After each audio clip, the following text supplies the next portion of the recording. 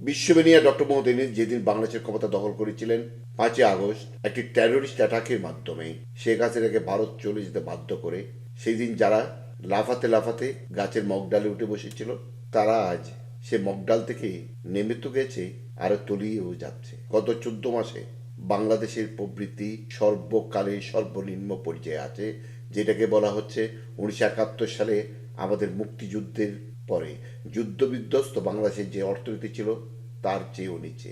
এমনকি গত কোভিড কালে, মানে 2020 সালে যে কোভিড কালটা ছিল, সেই সময়ের চেয়েও অনেকটা নিচে। বেসরকারি খাতে কোনো বিনিয়োগ নেই, কলকারখানা বন্ধ, 83 লাখ শ্রমিক বেকার হয়েছে, এবং যেটা আশঙ্কা করছে ডিসেম্বরের মধ্যে খাদ্য সংকটে পড়তে যাচ্ছে বাংলাদেশের 1.5 কোটি মানুষ, কারণ আমাদের উৎপাদনশীলতা সর্বনিম্ন পর্যায়ে আছে। মেট্রো রেলের রক্ষণাবেক্ষণের জন্য কোনো বরাদ্দ নেই, যার ফলে বিয়ারিং প্যাড খুলে পড়ে মানুষ মারা যাচ্ছে। এমনকি মুদ্রাস্ফীতি, লাগামহীন খেলাপি ঋণ ও ইউডিএফ নিয়েও উদ্বেগ ছড়িয়ে পড়ছে।